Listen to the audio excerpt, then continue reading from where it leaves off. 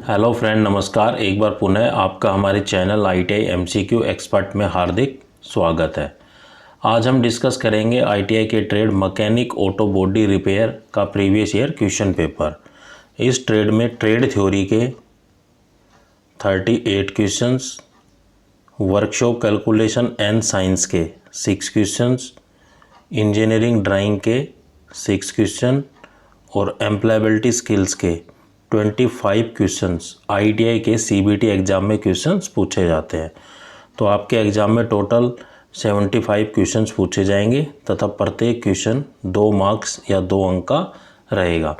तथा इसके अलावा अगर आप इस ट्रेड से रिलेटेड किसी अन्य कंपटीशन एग्ज़ाम की तैयारी कर रहे हो तो यह भी क्वेश्चन पेपर आपके लिए काफ़ी हेल्पफुल रहेगा, क्योंकि ट्रेड थ्योरी को चाहे आपने बुक से कितनी बारी क्यों ना पढ़ ली हो, लेकिन जब तक आप MCQ क्वेश्चंस या प्रीवियस ईयर क्वेश्चंस पेपर नहीं लगा लेते हैं तो तब तक आपको ये आइडिया नहीं लगता है कि एग्ज़ाम में कैसे और किस तरीके से क्वेश्चन पूछे जाते हैं और इनके अकॉर्डिंग हम अपनी आगामी परीक्षा की तैयारी कर सकते हैं।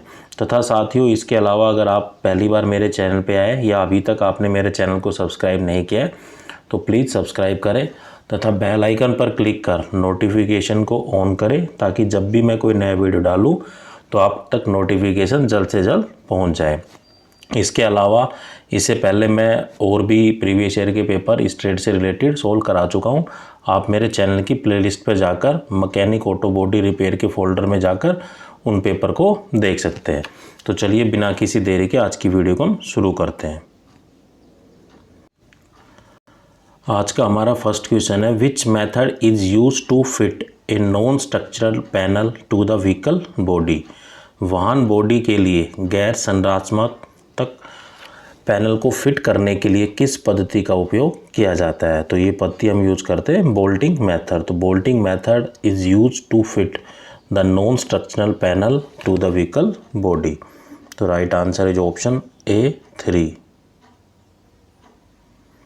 Next question is, which part ensure the uniform pressure on the measuring faces of the outside micrometer। कौन सा भाग बाहरी माइक्रोमीटर के मापने वाले चेहरे पर समान दबाव सुनिश्चित करता है। तो ये करता है हमारा रैचेट स्टॉप। तो रैचेट स्टॉप को जब हम प्रेस करते हैं तो वो एक यूनिफॉर्म प्रेशर है वो मेंटेन करता है। तो ratchet stop ensure the uniform pressure on the measuring face in the outside micrometer। तो right answer is option A4, ratchet stop। Next question is, what is the name of the part marked as X। जो X के रूप में जो चिन्हित भाग है वो क्या है। तो X के रूप में जो चिन्हित भाग है उसको हम बोलते हैं फ्रेम। तो जैसा कि आप देख पा रहे हो ये हमारा फ्रेम है, इसको हम U फ्रेम भी कह देते हैं कई बार, क्योंकि ये जो इंग्लिश का जो अल्फ़ाबेट है वो U की फॉर्म में है, तो इसलिए हम U फ्रेम भी इसको बोल देते हैं। इसके ऊपर क्या होता है कि एक अनविल होती है, जो यहाँ पे जो लगी होती है वो होती है अनविल। इसके बीच में हम वर्क पीस को रखते हैं जिसकी भी हमें डायमेंशंस मेजर करनी है। जब हम इसको रोटेट करते हैं, घुमाते हैं, तो यहाँ से जो निकलता है वो उसको हम बोलते हैं स्पिंडल। ये जो हमारा होता है ये होता है थिम्बल, और पीछे जो लगा होता है वो होता है रैचेट स्टॉप। और एक सर्कुलर स्केल होता है इसके ऊपर, जिसके ऊपर रीडिंग नोट की जाती है और उस मेजरिंग फेस की जो रीडिंग है वो कैलकुलेट करके हम बता सकते हैं। तो इसके जो मेन पार्ट्स हैं वो है unveil, measuring face, U frame, circular scale, spindle होता है, एक मेन स्केल होता है, एक सर्कुलर स्केल होता है, और एक होता है रैचेट स्टॉप और एक होता है थिम्बल। तो यहाँ ये पूछा गया है कि जो X क्या है, तो X क्या है, एक फ्रेम है। अगर आंसर में U फ्रेम हो तो वो भी करेक्ट होगा। तो correct answer is option A2। Next question is, what is the measurement of the vernier caliper reading. Vernier caliper की जो रीडिंग है वो क्या होगी। तो वर्नियर कैलिपर की जो रीडिंग होगी इस कैलकुलेशन के हिसाब से तो वो हमारी होगी 44.4 mm। तो correct answer is option A2। Next question is, what is the least count of metric outside micrometer. Micrometer के बाहर मीटर का जो उसका लिस्ट काउंट होता है वो कितना होता है।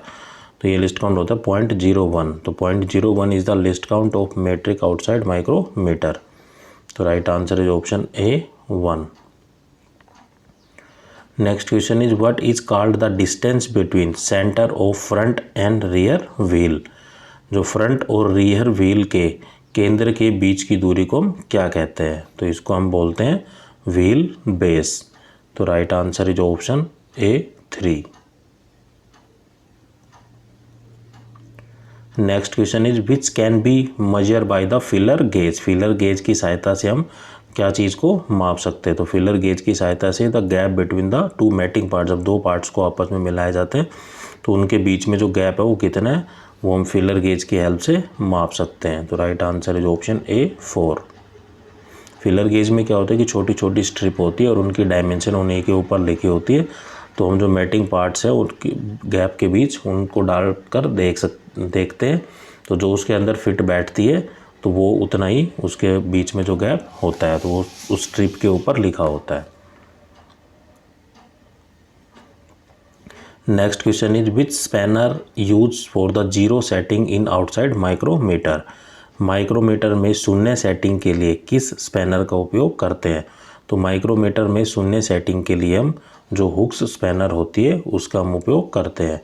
तो right answer is option A 1। Next question is what is the name of the nut. एक चित्र में जो नट दिखाया गया है उसका नाम क्या है? तो जो चित्र में जो नट है वो एक हेक्सागोनल नट है with collar. Correct answer is option A 3। Next question is what is the name of the washer. Washer का नाम क्या है? तो चित्र में एक वाशर दिखाया गया है उसका हमें नाम बताना है। मैं आपको ऑप्शन दिखाता हूँ। तो जो चित्र में जो वाशर दिखाया गया है वो क्या है कि एक टेप वाशर है। तो right answer is option A 2। Next question is what is the name of the key shown in the figure. जो आकृति में दिखाई गई कुंजी है उसका नाम क्या है? तो ये कुंजी है जो कि डायग्राम में दिखाई गई है वो है GIB हेड की। तो की भी काफ़ी प्रकार की होती है, वो काफ़ी मैंने टाइप्स होते हैं उसके। तो जो हमारा राइट आंसर है जो चित्र में दिखाया गया है वो है GIB headed key. Next question is what is the name of the bolt as shown in the figure. तो आकृति में एक वोल्ट दिखाया गया है उसका हमें नाम बताना है कि ये किस तरह का वोल्ट है। तो ये बॉडी फिट वोल्ट। तो right answer is option A 4। ये क्वेश्चन जस्ट आपकी प्रैक्टिस के लिए क्योंकि आप थ्योरी को पढ़ चुके हैं। Next question is which nut is provide with the nylon ring in the groove. Nylon ring groove के साथ कौन सा नट प्रदान किया जाता है? तो नाइलॉन रिंग का जो ग्रूव होता है उसके साथ जो नट प्रदान किया जाता है वो किया जाता है सेल्फ लॉकिंग नट। तो right answer is option A 4 या स्वतः लॉक होने वाला नट का प्रयोग किया जाता है। Next question is which type of file is use to file the wood and leather. लकड़ी और चमड़े को फाइल करने के लिए किस प्रकार की फाइल का उपयोग किया जाता है? तो किसी भी लकड़ी और लेदर का जो मटेरियल होता है उसके ऊपर जब हम फाइलिंग करते हैं तो रास्प कट फाइलिंग का उपयोग किया जाता है। तो right answer is option A 1। Next question is what is the type of the hexa frame. जो हेक्सा फ्रेम का जो प्रकार है वो कौन सा है? तो यह चित्र में जो हेक्सा फ्रेम दिखाई गई है ये हमारा होता है विंग नट, ये होती है हमारी ब्लेड, ये होता है एडजस्टेबल फ्रेम बोलते हैं, पीछे लगा हुआ है हैंडल। तो इसका जो राइट आंसर है वो है एडजस्टेबल ट्यूबुलर टाइप फ्रेम जिसको हम एडजस्ट कर सके। तो right answer is option A 3। Next question is which drilling machine is use to drill the multiple hole in the one setting of operation. काम की एक सेटिंग में कई छेदों को ड्रिल करने के लिए किस ड्रिलिंग मशीन का उपयोग किया जाता है? मल्टीपल होल होता है जब एक से ज़्यादा होल करने हो एक ही साथ एक ही वर्क पीस के ऊपर। तो किस ड्रिलिंग मशीन का हम उपयोग करते हैं? तो वो ड्रिलिंग मशीन होती है हमारी रेडियल ड्रिलिंग मशीन।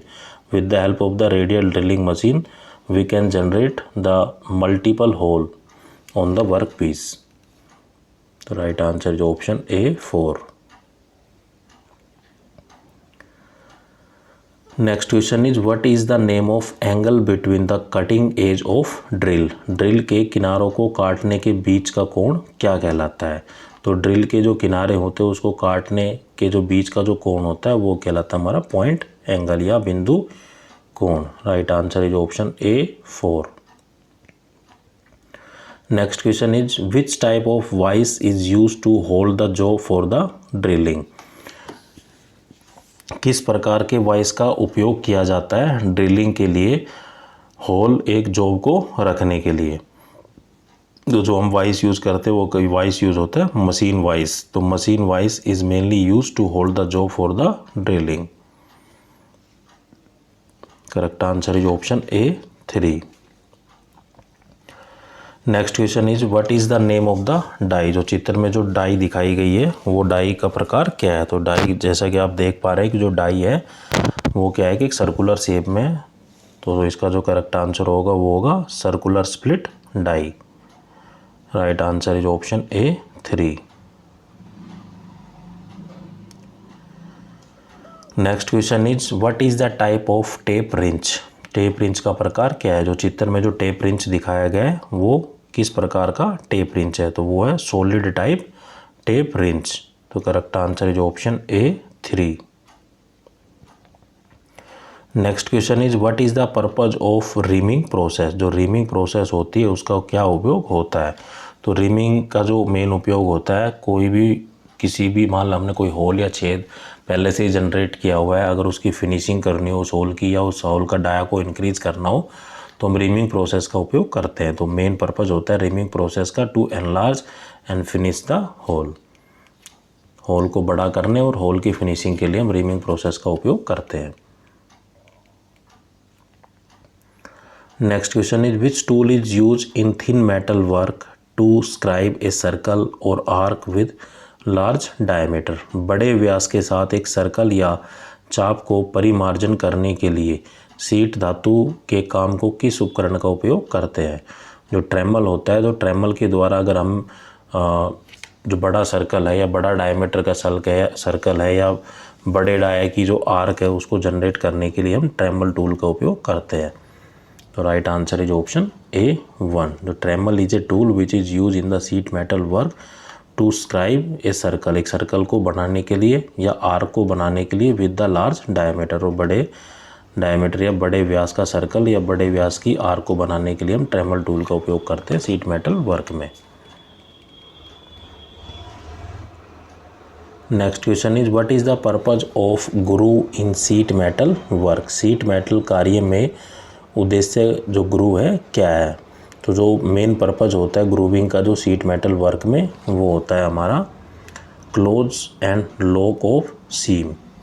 तो right answer is option A 3 closing and locking of seam.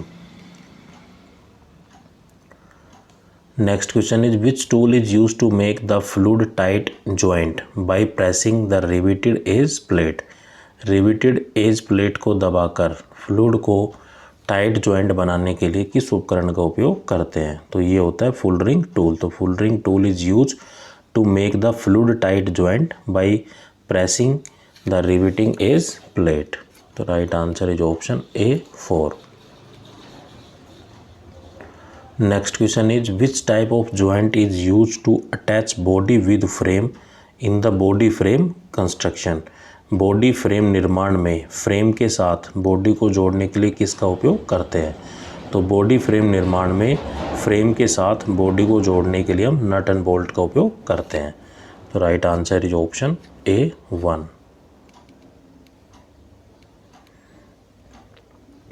Next question is which is the component या composition off shoulder.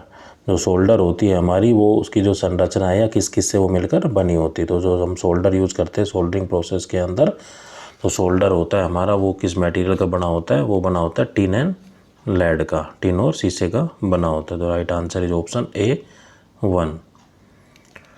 Next question is which instrument is use to measure the electric current. विद्युत प्रभाव या विद्युत धारा को मापने के लिए किस उपकरण का उपयोग करते हैं। तो विद्युत धारा को मापने के लिए हम किसका उपयोग करते हैं। हम उपयोग करते हैं एमीटर का। और रेजिस्टेंस को मापने के लिए हम यूज करते हैं ओम मीटर का। और वोल्टेज को मापने के लिए हम उपयोग करते हैं वोल्ट मीटर का। तो यहाँ हमसे क्वेश्चन पूछा गया है कि इलेक्ट्रिकल करंट को मापने के लिए किस उपकरण का उपयोग करते हैं, तो वो करते हैं हम एमीटर का। Next question is what is the unit of current. तो धारा की इकाई या करंट की इकाई क्या है। तो धारा और करंट की जो इकाई होती है उसमें हम मेजर करते हैं एम्पियर्स में। तो right answer is option A 4। Next question is what does the 25 in the cable size. से केबल का साइज दिया गया 25/0.012 इंडिकेट्स। जो 25/012 में जो साइज़ दिया गया है तो उसमें ये पूछ रहा है कि जो 25 है वो क्या है या किस चीज़ को ये इंडिकेट करता है। जो 25 लिखा हुआ है ये इंडिकेट करता है diameter of the strand. Strand होते हैं जो इसके अंदर जो घुमाव होते हैं, जो स्ट्रैंड का जो डायमीटर होता है वो उसको इंडिकेट करता है। तो right answer is option number of strand. उसमें क्या है कि जो नंबर ऑफ स्ट्रैंड की संख्या कितनी है वो ये इंडिकेट करता है कि उसमें जो घुमाव है वो कितने हैं।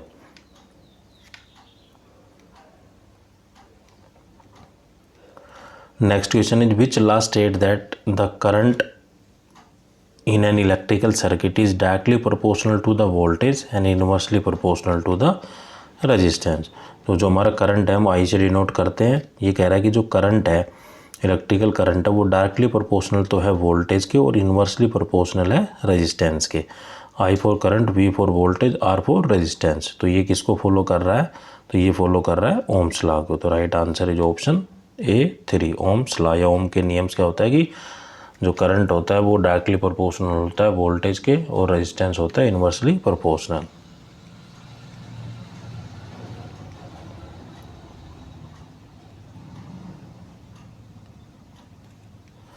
Next question is which electrical instrument is fitted in the vehicle panel board.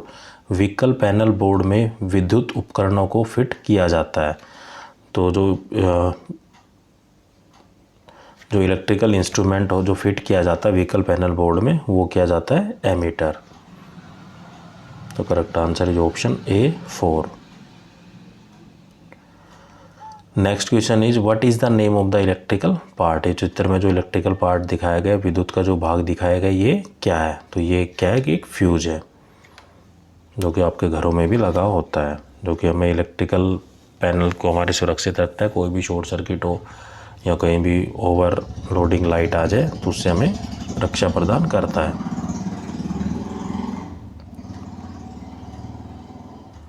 Next question is which type of register is use in the vehicle flasher unit. वाहन के फ्लैशर यूनिट में किस प्रकार के रेजिस्टेंस का उपयोग किया जाता है।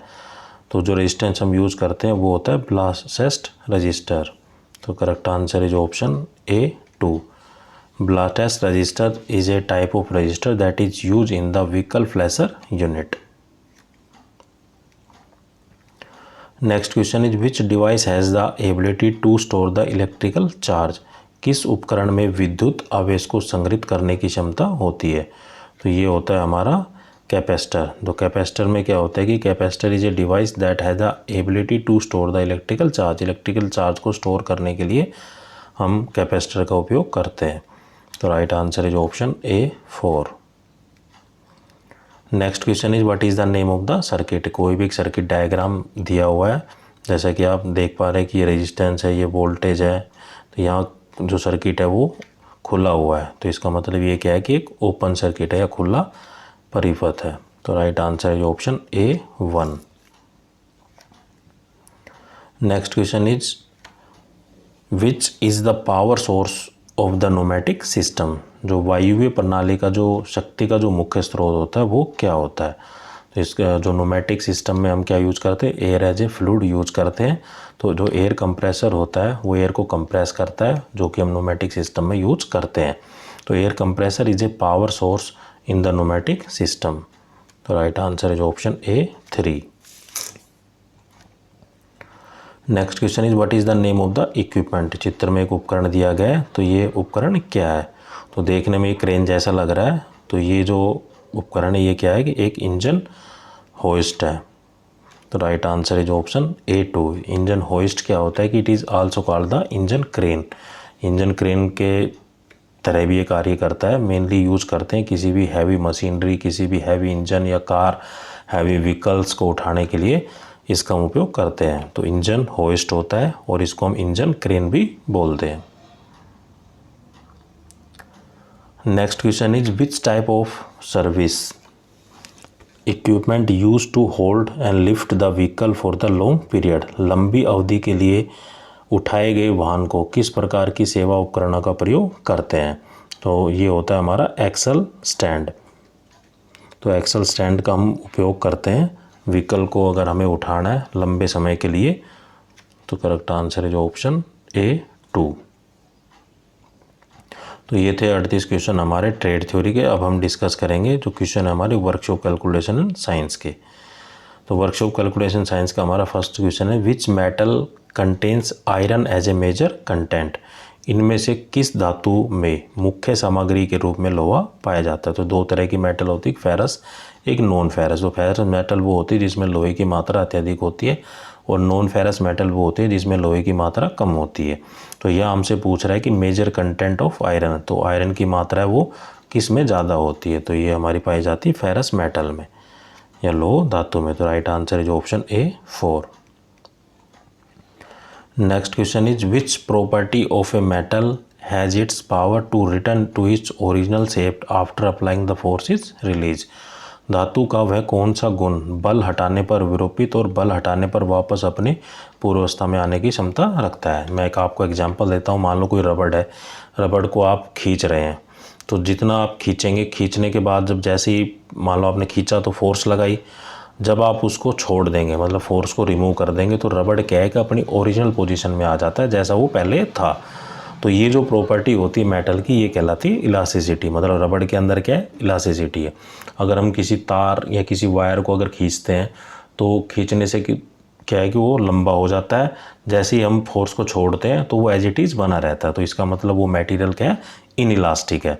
तो इलास्टिक मटेरियल वो मेटल की जो प्रॉपर्टी होती है या उसके अंदर ऐसी पावर होती है जब भी हम फोर्स को रिलीज करें तो वो अपनी ओरिजिनल शेप में आ जाए या पूर्वावस्था में आ जाए। तो ये होती है elasticity. Correct answer is option A3। Next question is which cast iron can not be welded. इनमें से कौन सा ढलवा लोहे की वेल्डिंग नहीं की जा सकती। तो जो वाइट कास्ट आयरन होता है उसकी हम वेल्डिंग नहीं कर सकते। तो right answer is option A2। Next question is which among the following is an insulator. निम्नलिखित में से कौन सा एक कुचालक है। तो माइका एक कुचालक है जिसके अंदर से हम इलेक्ट्रिसिटी या हीट को फ्लो नहीं करा सकते। तो एक क्या है, माइका क्या है कि इंसुलेटर है। Next question is what is the term as quantity of matter content in a body. वस्तु में निहित पदार्थ की मात्रा को क्या कहा जाता है। तो वस्तु में निहित पदार्थ की जो मात्रा होती है उसको हम बोलते हैं मास या द्रव्यमान। करेक्ट आंसर है जो option A3। Next question is what is called mass per unit volume of the substance. किसी पदार्थ के द्रव्यमान प्रति इकाई आयतन को क्या कहते हैं। तो जो हमारी डेंसिटी होती है, तो डेंसिटी क्या होती है कि मास पर यूनिट वॉल्यूम होती है। तो डेंसिटी का जो फार्मूला ये होता है। तो हमारा राइट आंसर होगा ऑप्शन A3। तो डेंसिटी होती है मास पर यूनिट वॉल्यूम। ये थे हमारे वर्कशॉप कैलकुलेशन एंड साइंस के क्वेश्चन। अब आएंगे 6 क्वेश्चन इंजीनियरिंग ड्राइंग के। Identify the conventional symbol of the material. सामग्री के पारंपरिक प्रतीक को पहचानें। तो इंजीनियरिंग ड्राइंग में क्या है कि बहुत सारे symbols as a standard use किए जाते हैं। तो उन सिंबल को हमें याद ही करना होता है कि ये सिंबल है किसको इंडिकेट करता है। तो जो चित्र में जो सिंबल दिया गया है ये किसको इंडिकेट कर रहा है, ये इंडिकेट कर रहा है स्टील या इस्पात को। तो जहाँ भी हमें इंजीनियरिंग ड्राइंग में अगर स्टील या इस्पात को दिखाना है तो हम कैसे दिखाएंगे, जैसा कि डायग्राम में दिखाया गया है, हैचिंग लाइन के द्वारा उसको दिखा सकते हैं। Next question is identify the conventional symbol of the material. तो मटेरियल के लिए जो कन्वेंशनल सिंबल होता है वो कौन जो है वो किसके लिए है या किस मटेरियल के लिए कन्वेंशनल सिंबल है। तो ये होता है ग्लास के लिए। तो right answer is option A4। Next यही क्वेश्चन है कि identify the conventional symbol of the material. तो एक मटेरियल दिया गया है, तो जब भी हम ड्राइंग में इस मटेरियल को प्रदर्शित करते हैं तो किसके लिए प्रदर्शित करते हैं, ये हम करते हैं कंक्रीट या ठोस आइटम के लिए। तो correct answer is option A4। Next question is what is the trim size of A4 seat. A4 seat का जो ट्रिम साइज है वो क्या है। तो आपको कुछ याद नहीं रखना है, जैसे कि मैं आपको एक चीज़ बताता हूँ, तो A0 का जो साइज़ होता है वो होता है 841 गुणा में 1189 का। केवल आप इसको ही याद रखना। अब मान लो सपोज करो आपको A1 का निकालना है, तो जो पीछे का है उसको आपको 2 से डिवाइड करना है या भाग करना है और राउंड ऑफ लेना है, अप्रोक्सीमेट लेना है। तो जब मैं 2 से डिवाइड करूँगा तो 2 5 10, 1 बचा, 2 में 18 और 2 चौक 8। तो राउंड ऑफ मैंने ले लिया है। अब क्या करना है, पीछे वो लिखना जो यहाँ आगे लिखा हुआ था, तो ये आगे लिख दिया। तो ये किसका साइज हो गया, A1 का। अगर A2 का निकालना हो तो इसी तरीके से पीछे वाले को 2 से डिवाइड करेंगे, 2 चौक 8, 2 दूनी 4, ना जाने की 0, तो ये लिख दिया और आगे वाले को पीछे लिख देंगे। तो इस तरीके से हम A3 का निकाल लेंगे, A4 का निकाल लेंगे। पीछे वाले को 2 से डिवाइड करना है, आगे लिखना है और आगे वाले को पीछे लिख देना है, तो ये साइज़ आ जाएगा। तो इस तरीके से जो A4 का जो साइज़ होता है वो हमारा होता है 210 गुना में 297। ये जो साइज़ होता है ये होता है मिलीमीटर में। Next question is identify the correct dimension as per the IS standard. IS मानक के अनुसार कौन सा ड्राइंग आयाम है वो सही है। तो जैसा कि मैं आपको बताता हूँ, जैसे कि ये जो डायमेंशन है ये ओरिजिनल डायमेंशन है, हॉरिजॉन्टल डायमेंशन है। इनके ऊपर जो डायमेंशन की जो नंबरिंग की गई है वो भी हॉरिजॉन्टल में ही की गई है। ये जो हमारी है वर्टिकल डायमेंशन है और जो डायमेंशनिंग का जो नंबरिंग की गई है वो भी एक वर्टिकल में ही की गई है, तो इसलिए हमारा ऑप्शन सही है। बाकी अगर अदर ऑप्शन की बात करता हूँ, मान लें A2 में, इसमें क्या गलत है, जो हॉरिजॉन्टल में तो की गई है लेकिन नीचे लिखा गया है। तो जो भी डायमेंशन लिखी जाएगी वो एरो के ऊपर लिखी जाएगी। हॉरिजॉन्टल है तो हॉरिजॉन्टल नंबरिंग होगी, वर्टिकल है तो वर्टिकल होगी, इसलिए गलत है। इस तरीके से इसमें क्या गड़बड़ है, इसमें इसने डायमेंशन को नीचे लिख दिया है, इसलिए गलत हो गया। चौथे वाले में क्या गलत है, इसमें इसने डायमेंशन को नीचे लिख दिया और इसने हॉरिजॉन्टल में नंबरिंग कर दी है जो कि वर्टिकल होनी थी। Next question is identify the name of the prism. हमें प्रिज्म का नाम बताना है कि किस तरह की प्रिज्म है। तो पहले हम नंबर ऑफ साइड गिनेंगे, कितने, 1 2 3 4।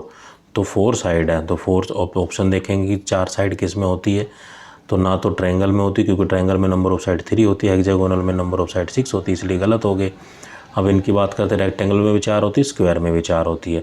लेकिन जैसे ही हम ऊपर वाले जब डायग्राम को देखते हैं तो वो क्या है कि इस शेप में, मतलब जो सारी साइडें क्या है, सारी भुजाएं क्या आपस में बराबर है।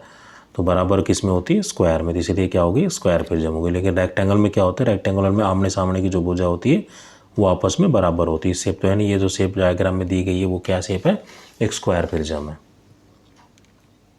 तो ये थे हमारे इंजीनियरिंग ड्राइंग के क्वेश्चन। अब जो क्वेश्चन आएंगे वो आएंगे एम्प्लॉयबिलिटी स्किल्स के। एम्प्लॉयबिलिटी स्किल्स का हमारा फर्स्ट क्वेश्चन है, fill in the blanks with the correct future tense of the verb. क्रिया के सही भविष्य काल के रिक्त स्थान भरे। तो सेंटेंस क्या दिया हुआ है, सेंटेंस दिया है we dash go to the zoo after the breakfast. तो ये कह रहा है कि हमें फ्यूचर टेंस का उपयोग या फ्यूचर टेंस की वर्ब का हमें उपयोग करना है। तो आफ्टर द ब्रेकफास्ट, ब्रेकफास्ट करने के बाद हम जाएंगे, तो जाएंगे तो वी विल गो। तो we will go to the zoo after the breakfast. Next question is fill in the blanks with the correct word. रिक्त में सही शब्द भरे। तो वर्ड एक सेंटेंस दिया गया, दे डैश गुड फ्रेंड्स। वे एक अच्छे दोस्त है, फ्रेंड्स है तो मतलब काफ़ी है, तो दे आर गुड फ्रेंड्स। तो right answer is option A3।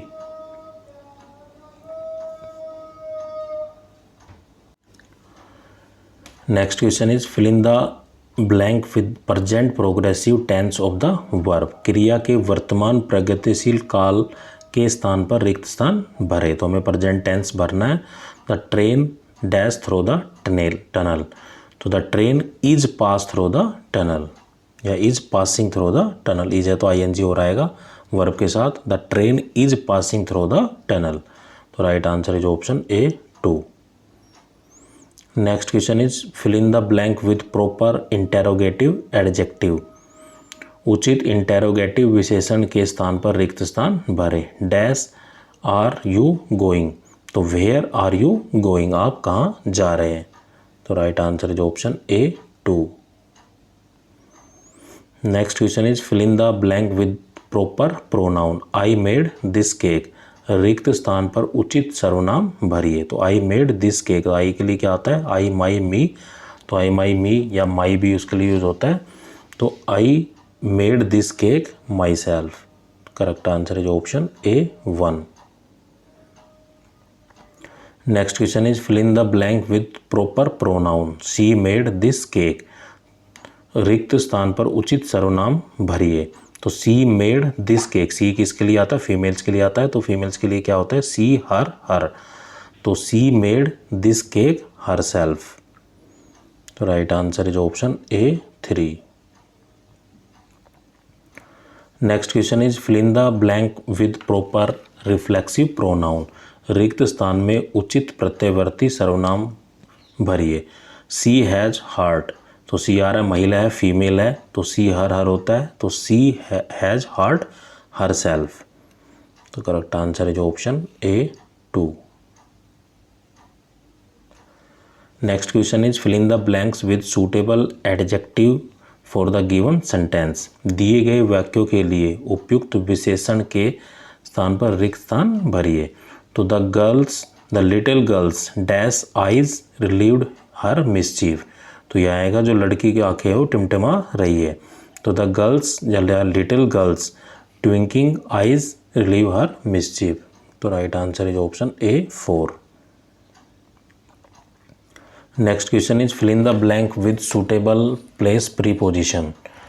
उपयुक्त स्थान पर उपसर्ग के स्थान पर हमें रिक्त स्थान भरना है। तो my house is dash the third floor, तो my house is on the third floor, तो मेरा घर है वो थर्ड फ्लोर पर है। तो right answer is option A 3। Next question is fill in the correct question word. हमें क्वेश्चन वर्ड भरना है कि क्या आएगा। तो dash is a speaker at the function, तो who is the speaker at the function, जो फंक्शन है उस पर स्पीकर कौन था। तो right answer is option A 4, who is the speaker at the function. तो right answer is option A 4। Next question is low level language is also called, जो निम्न स्तर की जो भाषा है उसे क्या कहा जाता है। तो कंप्यूटर में 2 तरह की लैंग्वेज यूज़ की जाती है, एक होती है लो लेवल लैंग्वेज, एक होती है हाई लेवल लैंग्वेज। तो जो लो लेवल लैंग्वेज होती है वो हमारी कहलाती है मशीन लैंग्वेज या मशीन भाषा। तो correct answer is option A 3। Next question is pronunciation refers to, जो उच्चारण है वो किसको संदर्भित करता है। प्रोनाउंसिएशन का मतलब होता है वर्ड का उच्चारण करना, the production of the sound या ध्वनि का उत्पादन। Correct answer is option A 4। Next question is rearrange the following set of word into the meaningful sentence. शब्दों में निम्नलिखित सेट को सार्थक वाक्य में फिर से व्यवस्थित करें। The teacher, school, work, C, A, as.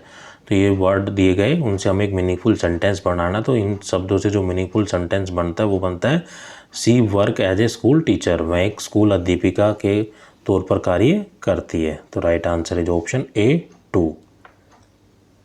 Next question is rise and fall of the pitch of the voice is called. आवाज़ की पिच का उठना और गिरना क्या कहलाता है।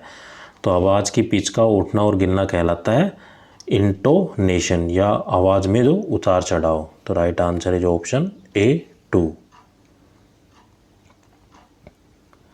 Next question is the word that express a sudden and strong feeling is called. वह शब्द जो अचानक और मजबूत भावना को व्यक्त करता हो वह क्या कहलाता है। The word that express a sudden and strong feeling is called interjection या विषमवादी बोधक। Right answer is option A 2। Next question is when you greet the higher official such as the teacher, instructor and supervisor you should use. जब भी आप अपने senior से, किसी शिक्षक से या प्रेषक से या पर्यवेक्षक से या किसी भी उच्च अधिकारी से जब आप मिलते हैं तो आप अभिनंदन कैसे करते हैं। तो जब भी अगर हम सुबह के टाइम मिल रहे तो हम गुड मॉर्निंग बोलेंगे, अगर दोपहर में मिल रहे तो गुड आफ्टरनून, अगर शाम के टाइम मिलेंगे तो गुड इवनिंग, अगर रात के समय मिल रहे तो गुड नाइट। तो ये शब्द हम शुरुआत में बोलते हैं जब भी हम किसी अपने उच्च अधिकारी से मिलते हैं। तो right answer is option A 1। Next question is which is the silent letter in the word answer. तो आंसर शब्द में कौन सा मूक अक्षर है। तो आंसर में जो साइलेंट वर्ड है या मूक अक्षर है वो क्या है, W है। तो right answer is option A 4। Next question is which one is do's of the discussion etiquettes. जो चर्चा के शिष्टाचारों में कौन सा एक डूज है, या जैसे हम कहते हैं डू एंड डू नॉट, ये करना है और ये नहीं करना है। तो ये जो डू की कैटेगरी में आता है वो क्या आता है कि लिसन टू द अदर, मतलब कोई हम डिस्कशन कर रहे हैं तो हमारा शिष्टाचार ये कहता है कि हमें दूसरों की बातें भी सुननी, ये नहीं कि हम अपनी ही बातों को बताए जा रहे हैं या गाए जा रहे हैं। तो वन वे कम्युनिकेशन नहीं होना चाहिए, तो हमें दूसरों की बातों को भी सुनना है। तो right answer is option A 2। Next question is which one is a do not या does not of the discussion etiquette. चर्चा शिष्टाचारों का डू नॉट नहीं है। तो अगर मान लो हम कोई मीटिंग कर रहे हैं या किसी चीज़ को डिस्कस कर रहे हैं लेकिन टॉपिक से भटक रहे हैं या अननेसेसरी बात कर रहे हैं, तो ये क्या है कि डू नॉट की कैटेगरी में आता है। तो आर्ग्यू, अननेसेसरी, अनावश्यक बहस करना, ये डोंट की कैटेगरी में आता है। Next question is which one is A brain of the computer. Computer का जो मस्तिष्क है वो कौन सा है। तो जो CPU होता है, सेंट्रल प्रोसेसिंग यूनिट, उसी को हम बोलते हैं ब्रेन ऑफ द कंप्यूटर। तो correct answer is option A 2। Next question is which one is A cardinal number. Cardinal number कौन सा है। तो जो 10 है वो हमारा कार्डिनल नंबर होता है। तो right answer is option A 1। Next question is which one is A cardinal number. तो 1 क्या होता है, कार्डिनल नंबर होता है। तो 1 इज ए कार्डिनल नंबर। तो correct answer is option A 1। Next question is which one is the exclamatory sentence. कौन सा विस्मयादि बोधक वाक्य है। जब भी किसी वाक्य के अंत में ऐसा साइन आए तो वो क्या होता है, एक विस्मयादि बोधक वाक्य होता है। तो सरप्राइजिंग होता है, what a beautiful house it is. तो right answer is option A 1। Next question is which one is the active voice. आपने लोअर क्लास में इंग्लिश में पढ़ा होगा एक्टिव वॉइस, पैसिव वॉइस, इनमें से जो कौन सा सेंटेंस है वो एक्टिव वॉइस है। तो एक्टिव वॉइस कौन सा सेंटेंस है, तो Ram has pass the exam. तो ये जो सेंटेंस है ये क्या है, एक्टिव वॉइस सेंटेंस है। Correct. Next question is which one is a passive voice. जो निष्क्रिय आवाज़ में कौन सा है, तो her birthday was celebrated by us. तो एक्टिव वॉइस को जो पैसिव वॉइस में चेंज करते हैं तो लास्ट में क्या आता है, बाई अस। तो इससे हम पहचान कर सकते हैं कि ये सेंटेंस है क्या है, हमारा पैसिव वॉइस है। तो साथियों आपको मेरा वीडियो कैसा लगा कमेंट करके ज़रूर बताइए। और इस टॉपिक पर मैंने या इस ट्रेड पर और भी question, previous year question paper मैंने सोल्व कराए हुए, तो आप मेरे चैनल की प्लेलिस्ट में जाकर पर्टिकुलर फोल्डर में जाकर इन वीडियो को आप देख सकते हैं। Thank you. जय हिंद दोस्तों।